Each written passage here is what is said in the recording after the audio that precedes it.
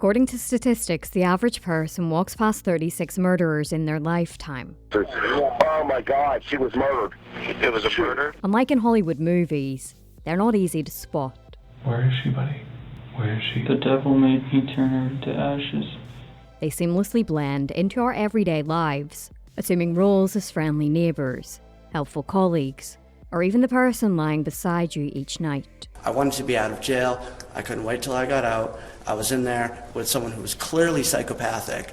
Using investigative research and primary audio, Morbidology is an award-winning true crime podcast that shines a light on the darkest corners of humanity. Through our investigation, we have attained evidence, which we are not releasing at this time, which leads us to believe Jolene is not alive. Tune into Morbidology each week across all podcast platforms.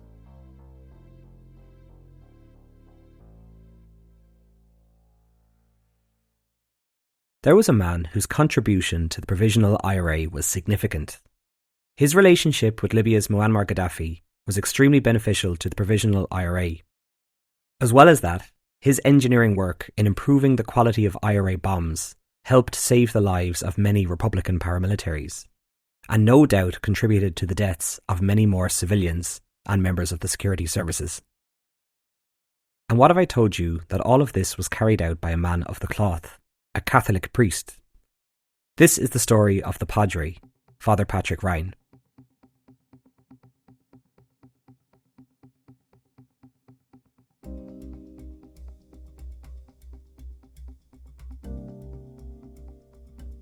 This is the Troubles Podcast, a podcast which explores the violence and bloodshed that occurred in Northern Ireland, the Republic of Ireland and Great Britain, as multiple sides and organisations waged a bloody conflict over the status of Northern Ireland. Patrick Ryan was born in Rossmore, Tipperary in 1930. He was one of 6, born to a farming family, and his mother, Mary Ann, would have been a supporter of Irish nationalism. When she was just 12 in 1920, she had acted as a lookout, watching to see if a foot patrol of the Black and Tans was passing by.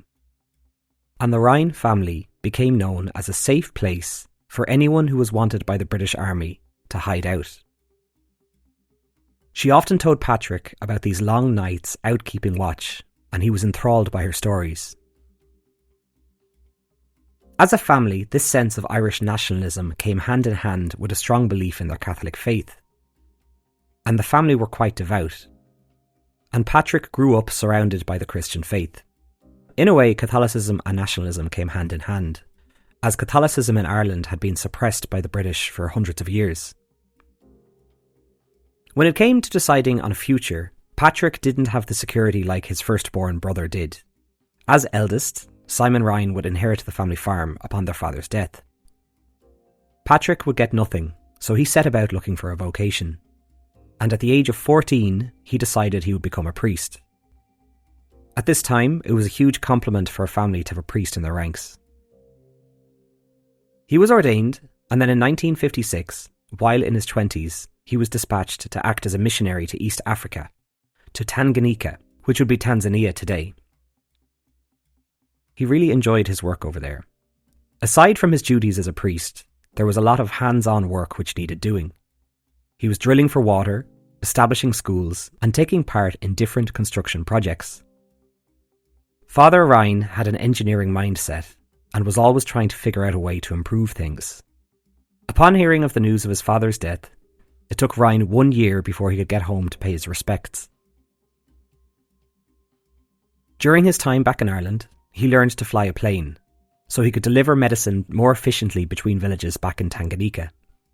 So when he returned, he dug out a runway beside the village he was living in. He eventually moved on and left Africa, and though he wanted to return home to Ireland, he was instead posted to a parish in East London. He enjoyed the missionary life, but found life in London quite mundane. The year was 1967, and it was the same year that the Northern Ireland Civil Rights Association was founded.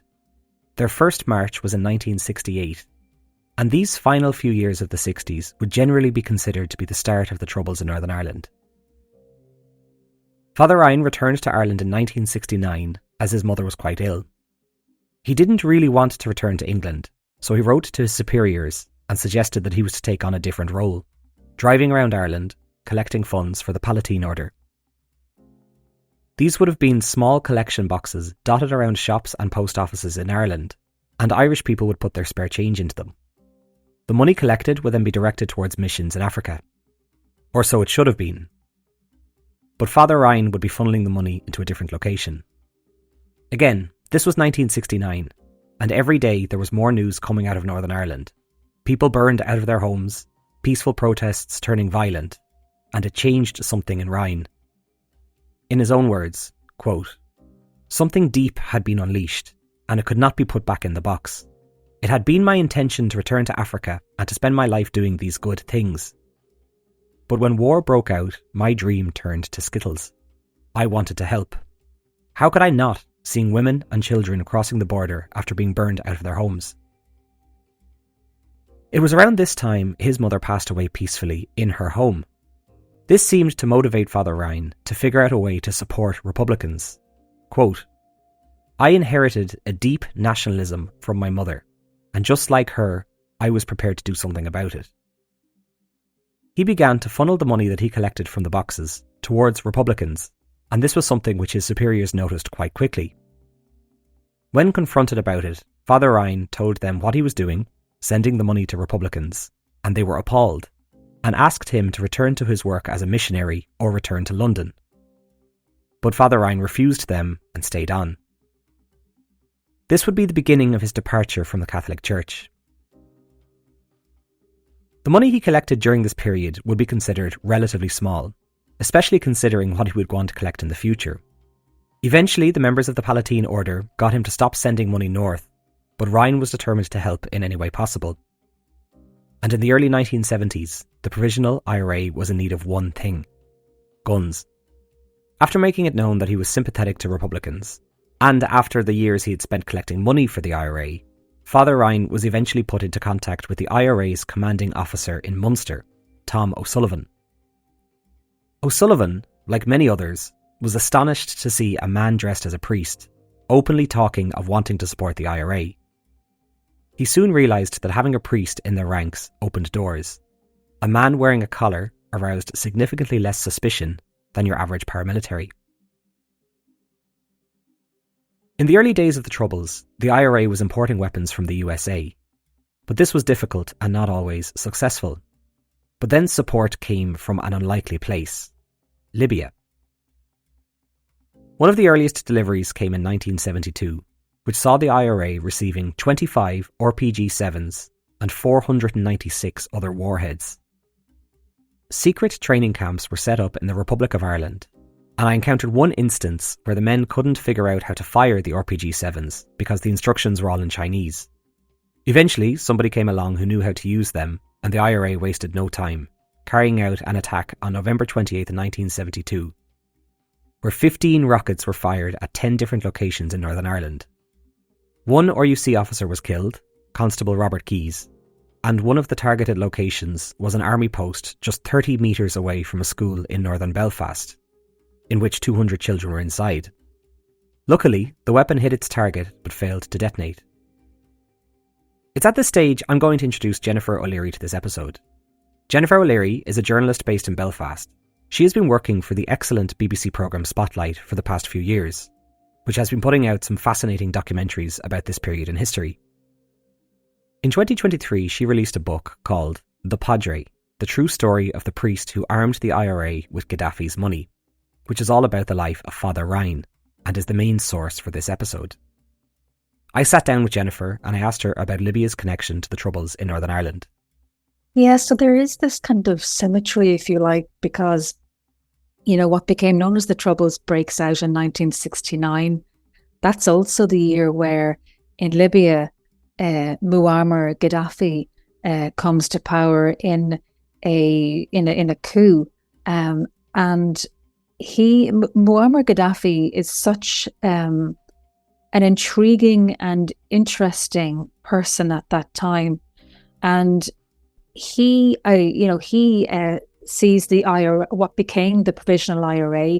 He sees the IRA as comrades in arms, fighting British imperialism, and he reaches out. He makes it known that he has, of course, he's oil rich, millions and millions of dollars to give away to fund militant groups such as the IRA, and he makes it known that he wants to supply them with money and with weapons.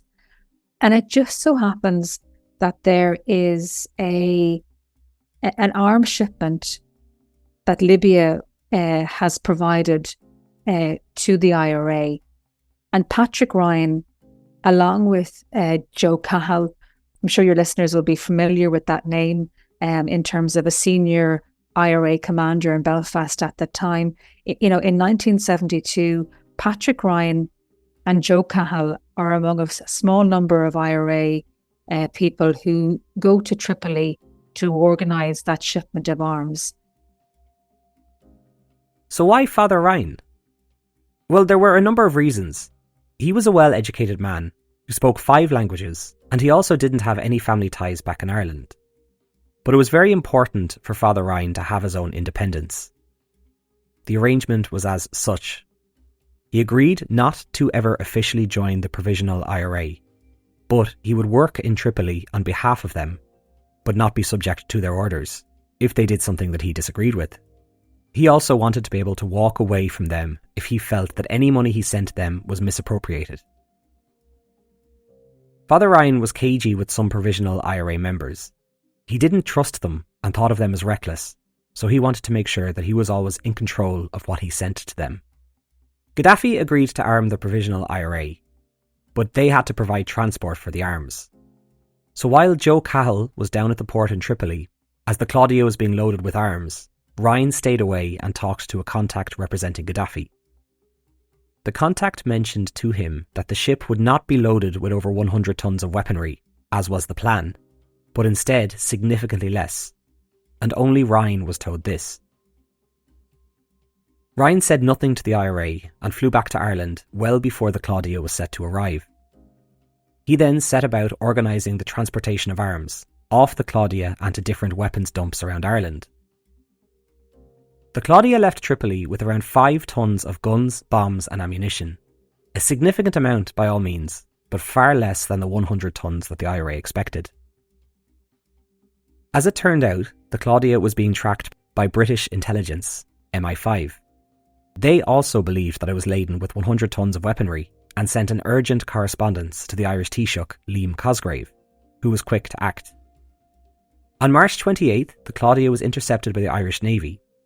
The vessel was seized and the IRA members on board were arrested.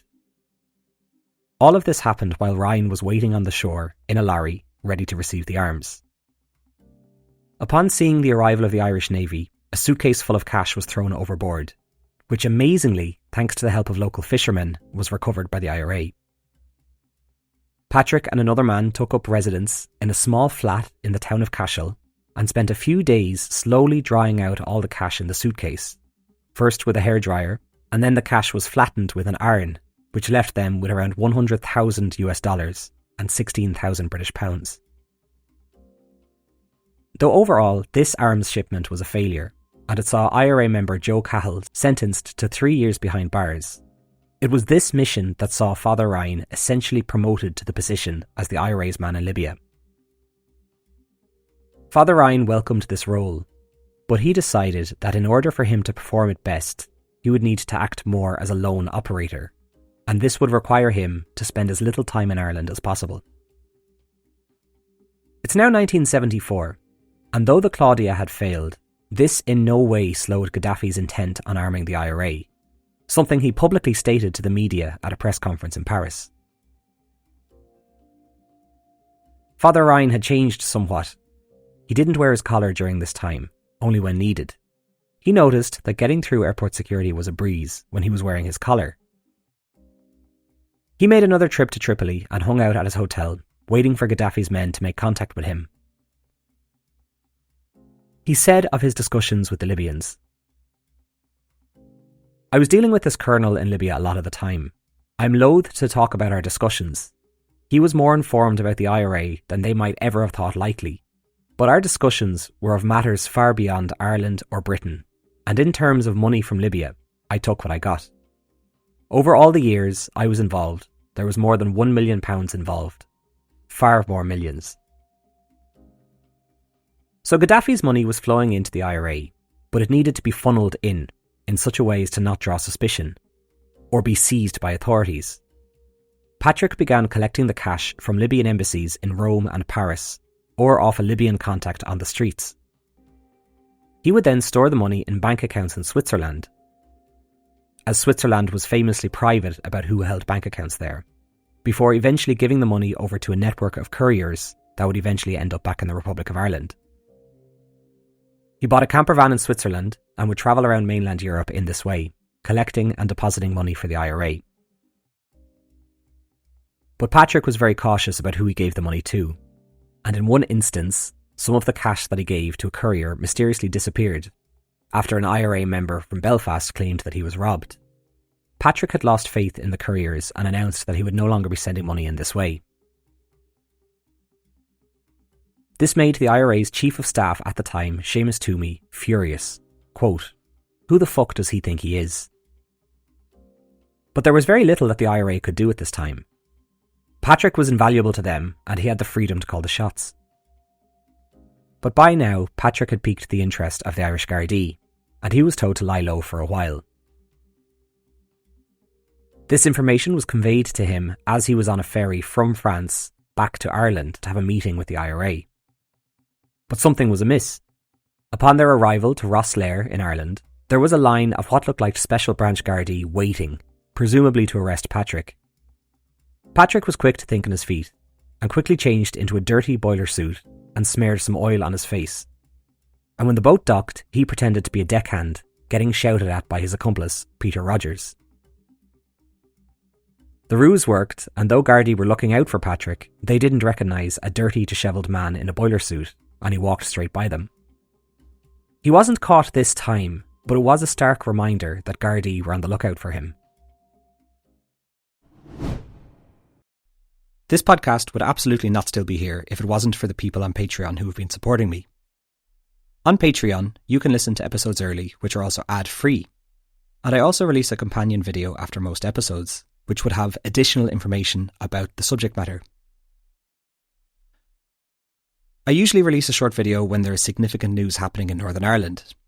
So with the recent arrest of the DUP's Jeffrey Donaldson, I will be updating my Patreons regarding that situation. We also have a book club, where we read a book, and then after a few weeks we have a group Zoom chat where we can talk about the book we are reading. This month we are reading one which is telling the tale of the Iliad through the lens of the Troubles. If any of this sounds like your cup of tea, then you can subscribe over at patreon.com/The Troubles Podcast. Each and every supporter helps this podcast get one step closer to becoming a full-time job. Thanks for listening.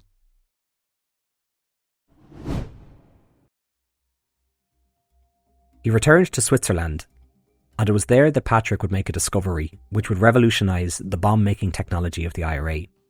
Switzerland is an incredibly important part of his story because it was there that he came across what were called memo park timers. They were tiny little pocket timers that you could, literally put in your pocket to remind you that the parking meter in your car was about to run out. Now, at that time, it's the early 1970s.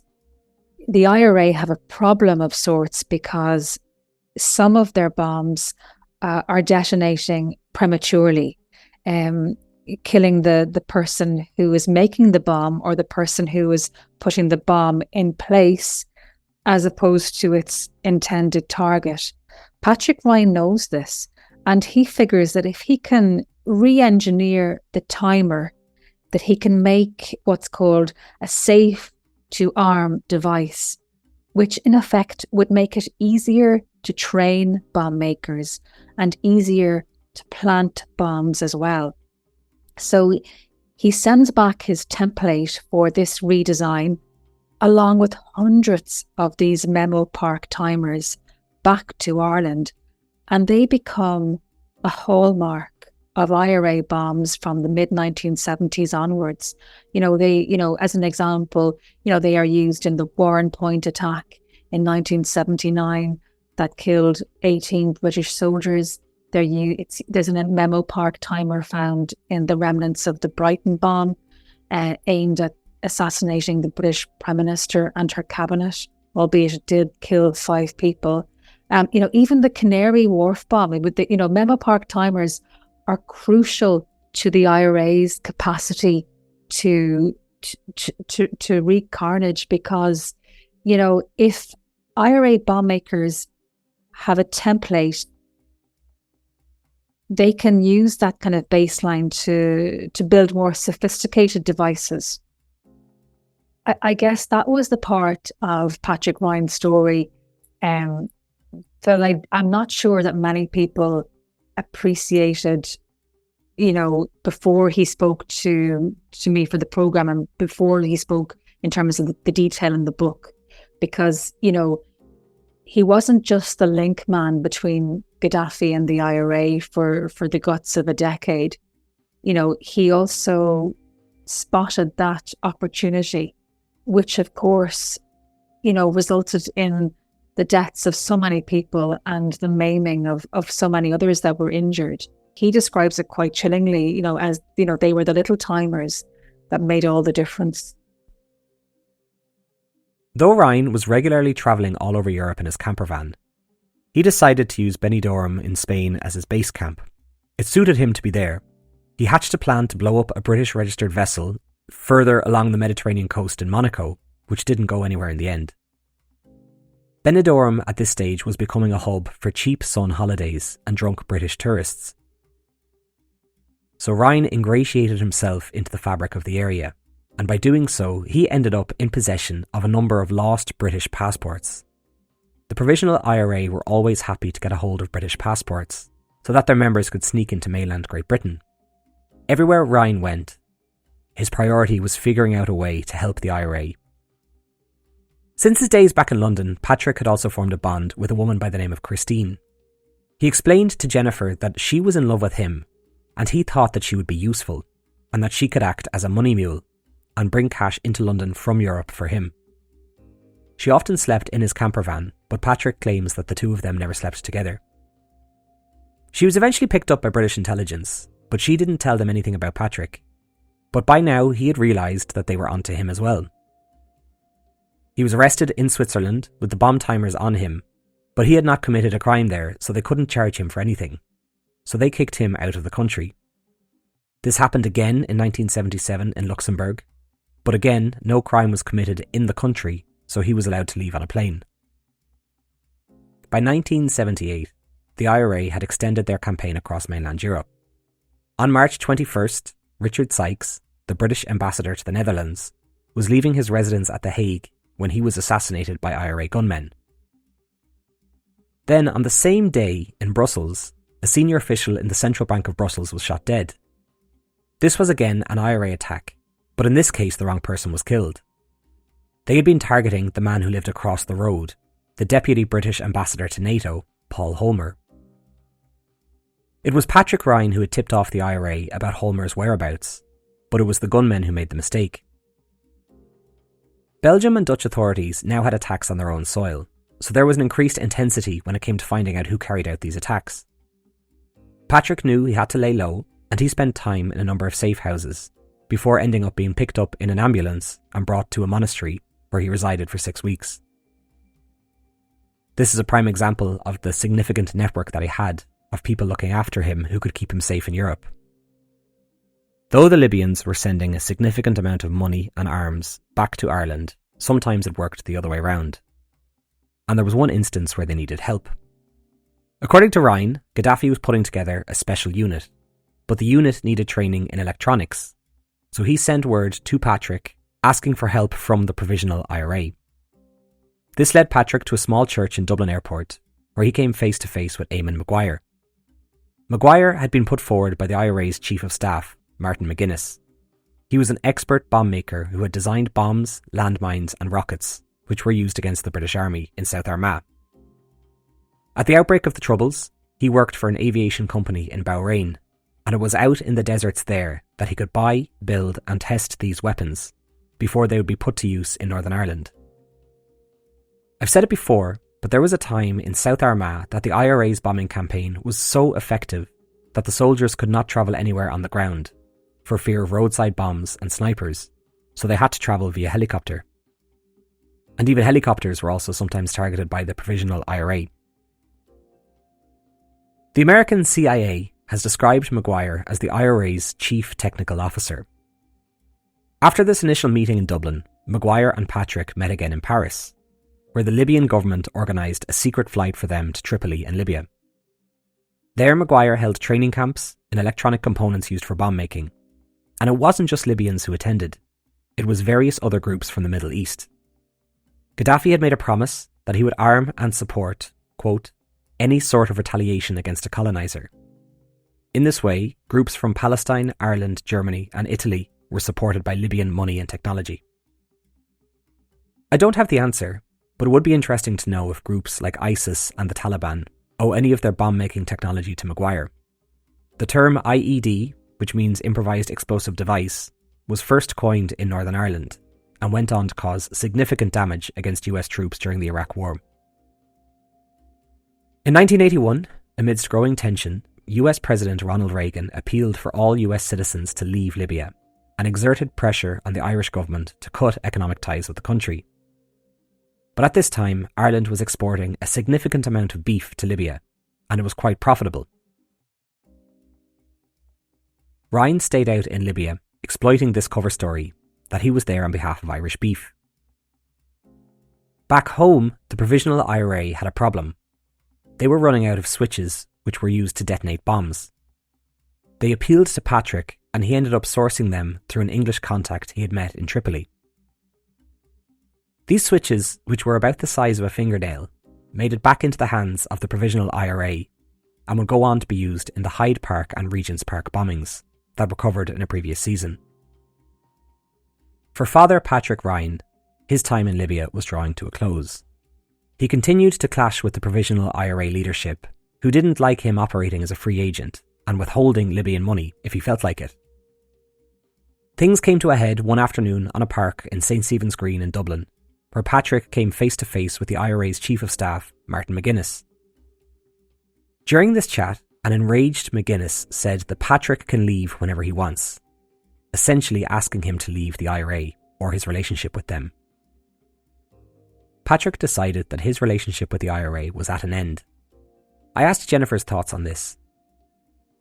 I suppose effectively they had no control over him. You know, he hadn't, you know, been green booked or joined their ranks. He wasn't answerable to them. And perhaps that is something that they found very frustrating. But certainly, you know, I don't have an opinion on what the senior leadership thought of Patrick Ryan. But I do know that Patrick Ryan has a very poor view of the Republican movement's leadership. He then briefly worked for the Libyans as an agent, but that didn't work out. It's now 1988, and Patrick's relationship with Libya has come to an end. He was still based in mainland Europe and spent most of his time in Benidorm. On the 1st of May, there was an IRA attack in the Netherlands, which claimed the lives of 3 British soldiers, and this heightened security concerns in Europe. I'll hand this part over to Jennifer. Yes, so you know the Queen was due to Queen Elizabeth II was due to visit the Netherlands, and there were concerns from British intelligence that perhaps Patrick Ryan and others may have been planning an attack of sorts, and what led to his arrest is detailed in the book. But what's really interesting is that British intelligence asked their counterparts in Belgium to keep an eye on Patrick Ryan. It seems they did not want him essentially, you know, arrested. It was more valuable to be able to try and get a handle on who it was he was meeting in Belgium and in other parts of Europe. But of course, it was too late because the police in Brussels arrested him and he was in custody. And there kind of sow the seeds of what led to a massive kind of diplomatic row between the Belgian government and Thatcher's government, yes. Patrick had travelled to Brussels and then began to suspect that he was being surveilled. He was correct and was scooped up by the anti-terrorism unit of the Belgian authorities. This was seen as a significant arrest, and the British media published articles stating that the terror priest and devil's disciple had been arrested. But aside from illegally entering the country and having a false passport, there was nothing else they could pin on him, so they really didn't know what to do with him. The British government issued an extradition request asking that he be flown to the UK to face charges for conspiracy to murder, conspiracy to cause explosions, and possession of explosive material. There was a very real fear that he would be extradited to London, and 58-year-old Patrick didn't want to go quietly, so he decided to go on hunger strike. The British authorities warned the Belgians not to give in to his demands, and that a hunger strike was a, quote, powerful IRA propaganda weapon. Then, after 13 days on strike, there was a surprise.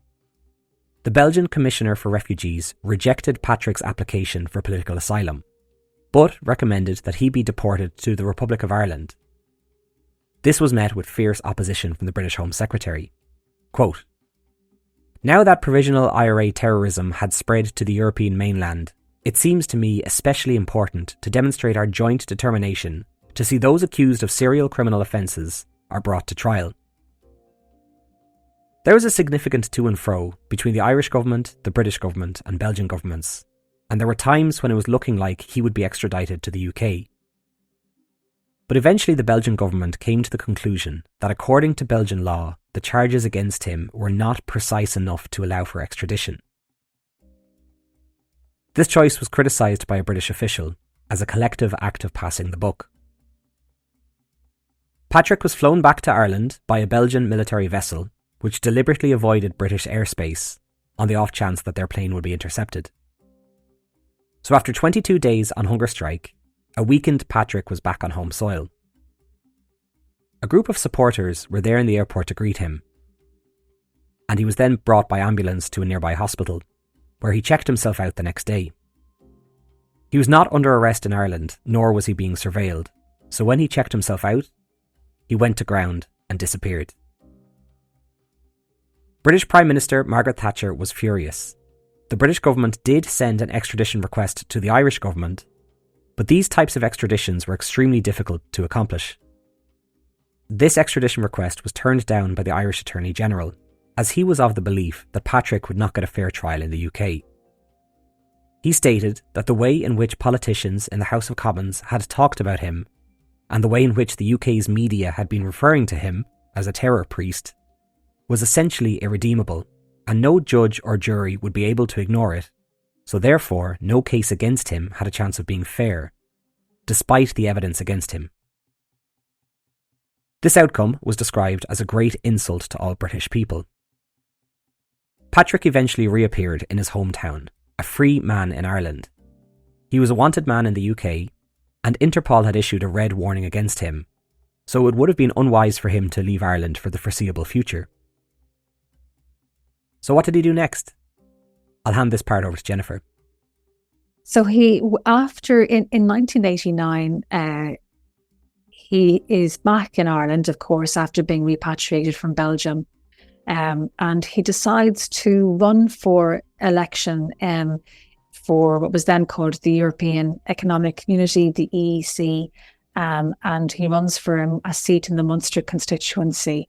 And look, he knows full well what he is doing because he taps into that Republican sentiment that we spoke about earlier.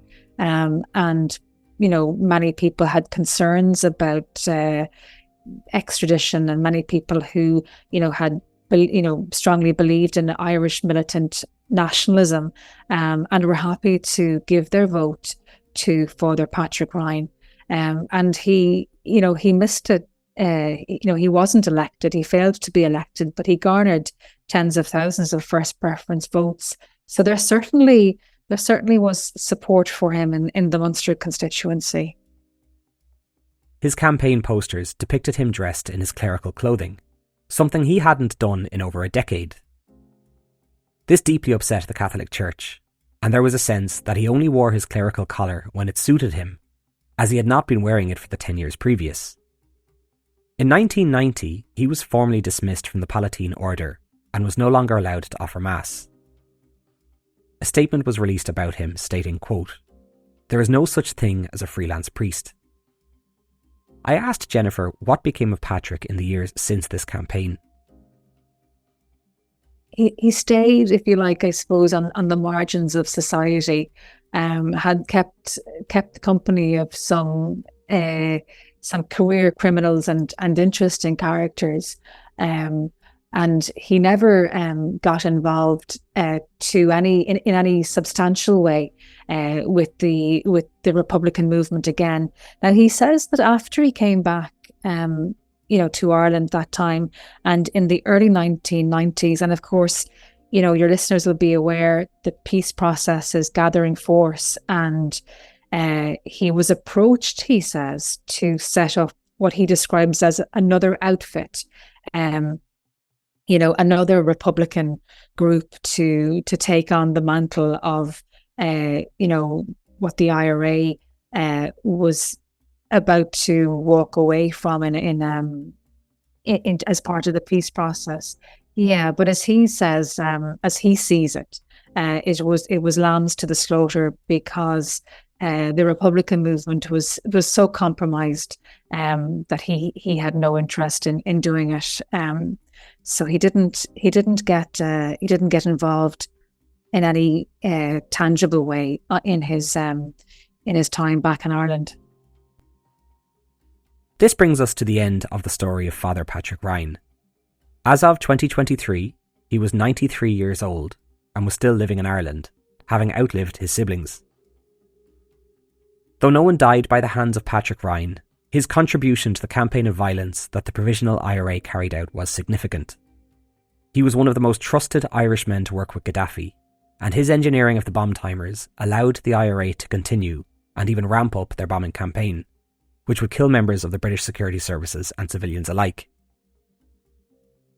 As to how his sense of militant nationalism aligned with his faith, I'll leave the closing line to him. Quote, "My nationalism was more important to me than the Catholic Church. My work, if we were to judge by Thatcher's rage, was effective. The only regret I have is I wasn't more effective, that the bombs made by the components I supplied didn't kill more. That is my one regret." That's it from me. I'd like to again thank Jennifer O'Leary for coming on and talking with me. This whole episode is based on the book which she has written, entitled The Padre, the true story of the Irish priest who armed the IRA with Gaddafi's money. And I would highly recommend picking up a copy wherever you get your books from. There's a lot more in it that didn't make it into this episode. Thanks, and see you next time.